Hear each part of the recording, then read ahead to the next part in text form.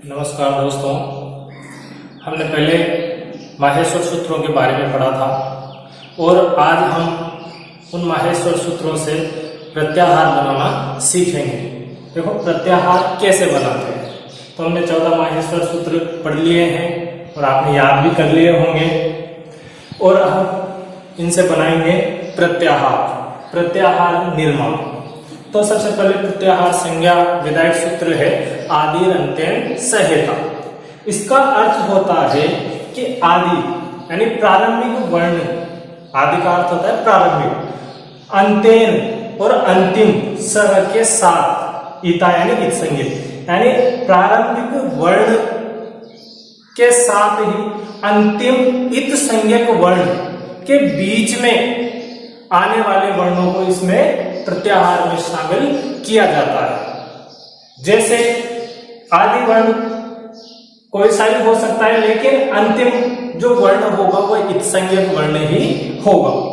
जैसे हम देखते हैं कि कोई प्रत्याहार है अण प्रत्याहार।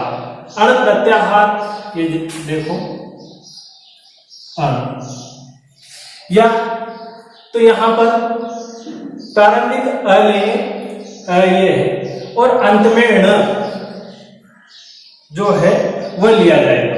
जैसे और हलंत होना चाहिए, तो यहां पर ण यहां पर भी आ रहा है, ठीक है ण। और ण देखो इस प्रत्याहार में छठे सूत्र में भी आता है, तो यहां तक भी लिया जाता है। इनके अलग सूत्र है, उन नियमों के अनुसार इनको लिया जाता है। जैसे मान लो हमें प्रत्याहार में वर्णों को देखना है कि अण प्रत्याहार में कौन से वर्ण शामिल होते हैं, तो अ से लेकर यानी आदि वर्ण से लेकर अंतिम इत संज्ञक वर्ण के बीच में आने वाले वर्णों को इसमें शामिल किया जाता है, अर्थात अ, ई, उ और ण। अब देखो जो अंतिम हलंत जो वर्ण होगा उसको शामिल नहीं किया जाएगा, यह ध्यान रखना है। प्रत्याहार में अंतिम हलंत वर्ण को शामिल नहीं किया जाता है। तो यहाँ पर मान लो अण प्रत्याहार है, तो इसमें हम सिर्फ अ, ई और उ इन वर्णों को ही शामिल करेंगे। या ऐसी स्थिति हो कि या इस छठे सूत्र तक हमें लेना हो तो फिर इन हलंत वर्णों को इनमें नहीं गिनेंगे, इनको छोड़ते जाएंगे। जैसे अ, ई, उ, उसके बाद न को छोड़ देंगे, फिर है री और ली को ले लेंगे, उसके बाद क को छोड़ देंगे, ए को लेंगे, ए और ओ को लेंगे, और फिर म को छोड़ देंगे। उसी प्रकार ऐ को ले लेंगे और अव को ले लेंगे, च को छोड़ देंगे, ह य व र, ट को छोड़ देंगे, यानी ह य व र को ले लेंगे और ट को छोड़ देंगे। उसी प्रकार अब है इसमें ल को ही लिया जाएगा और अंतिम न जो हलंत व्यंजन है उसको नहीं गिनेंगे। अर्थात अण प्रत्याहार में जो वर्ण आएंगे अ, ई, उ, री, ली, ए, ओ, ऐ, औ, ह, य, व, र, ल, इस प्रकार से वर्णों को इसमें शामिल किया जाता है। कुछ प्रत्याहार मैंने यहाँ लिखे हुए हैं, जैसे अप प्रत्याहार है। अब अप में किन वर्णों को शामिल करेंगे, तो आदि वर्ण अर्थात प्रारंभिक अ से लेकर हलंत क तक के जो वर्ण है। अब ये यहां मिल गया, उसके बाद हलंत कहां पर है, देखो ये यहां पर। तो इस अ सहित क के पूर्व वाले जो वर्ण, इसके बीच में जो वर्ण आएंगे उनको इसमें शामिल किया जाएगा, हलंत वर्ण को इसमें शामिल नहीं करेंगे। अर्थात अप प्रत्याहार में हो जाएंगे अ, ई, उ, ऋण को शामिल नहीं करेंगे। उसके बाद री और ली और क को शामिल नहीं करेंगे। तो यहां तक के जो वर्ण है वह अच प्रत्याहार में आएंगे। उसी प्रकार है अच। अब अच प्रत्याहार में अ से लेकर के और च, हलंत च देखेंगे, देखो यहां पर ये यहां पर आ रहा है च, तो इसके बीच में जो वर्ण आ रहे हैं उनको अच प्रत्याहार में शामिल किया जाएगा। अ, ई, उ, और इनको हलंत वर्णों को शामिल करेंगे नहीं, तो अ, ई, उ, री, ली, ए, ओ, ऐ, औ इनको शामिल करेंगे। और इसको हम देखेंगे ध्यान से कि सभी वर्ण स्वर है, यानी स्वर वर्ण है। तो हम देखते हैं कि स्वर संधि को हम अच संधि भी कहते हैं। तो अच संधि इसीलिए कहते हैं क्योंकि सभी स्वरों को अच प्रत्याहार में शामिल किया जाता है। तो इसमें सभी 9 स्वर आ जाएंगे। आगे समझ में। उसके बाद जैसे हल है, अब ह को देखेंगे, देखो ये यहां पर है ह, और हलंत ल देखेंगे, और हलंत ल देखो इसमें कहां आ रहा है, अंत में आ रहा है यहां पर। तो यहाँ ह से लेकर इस ल तक के जितने भी वर्ण हैं उसको हल प्रत्याहार में शामिल किया जाता है, इन हलंत व्यंजन वर्णों को छोड़कर, यानी हलंत वर्णों को नहीं गिना जाएगा। अब यहाँ पर देखो ह 2 बार आ रहा है, तो इस ह को हमें 1 बार ही लिखना है, अर्थात स्वरों के अलावा से जो बचे हुए हैं अर्थात समस्त व्यंजन वर्णों को हल प्रत्याहार में शामिल किया जाता है।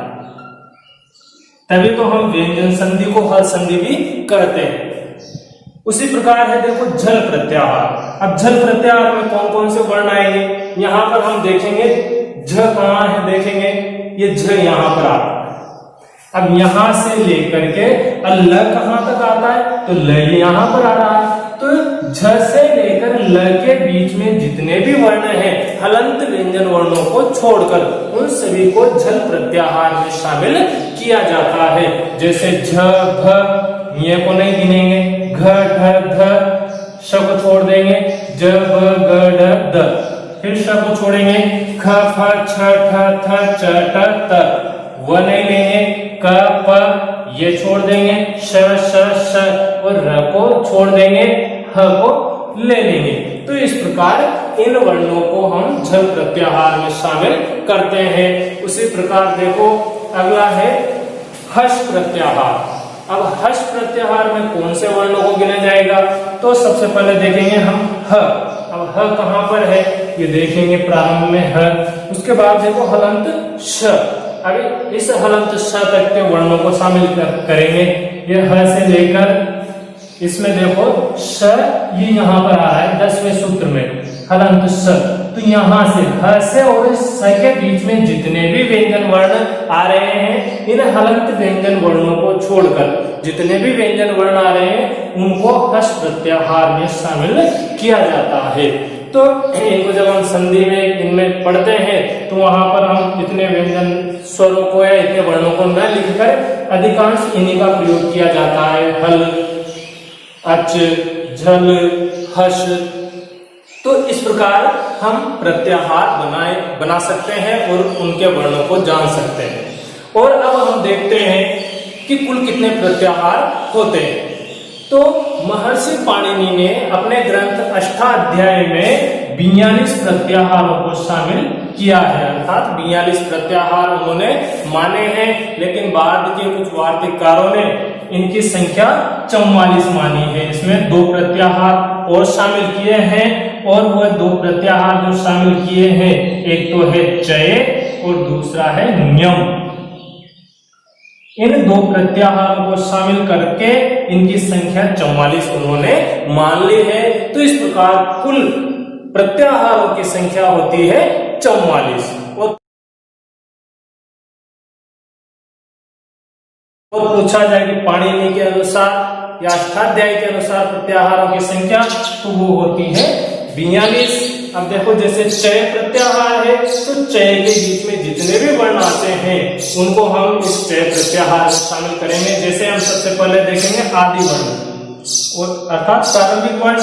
तो प्रारंभिक वर्ण में च है और च देखो ये यहाँ पर है, और उसके बाद में आता है अंतिम हलंत वर्ण ये, तो ये यहाँ पर है। अब इस च से लेकर इस ये के बीच में आने वाले जो व्यंजन है उनको चय प्रत्याहार में शामिल किया जाता है, और इन हलंत अंतिम जो हलंत व्यंजन वर्ण है इनको कहीं शामिल नहीं किया जाता है। तो इस प्रकार इसमें जो वर्ण होंगे च, ट, त और व को शामिल नहीं करेंगे। फिर है क और प, इनको क, च, ट, त, क, प इनको चय प्रत्याहार में शामिल किया गया है। उसी के पश्चात है नियम प्रत्याहार। अब यम प्रत्याहार में सबसे देखेंगे न्य। न्य देखो कहां पर है, ये यहाँ पर। और अंत हलंत म, तो यह हलंत म, अर्थात इसमें न इन वर्णों को शामिल किया जाता है। न्य, म, न और न, तो इनको यम प्रत्याहार के अंतर्गत शामिल किया जाता है। तो आशा है आपको ये प्रत्याहार निर्माण समझ में आ गया होगा।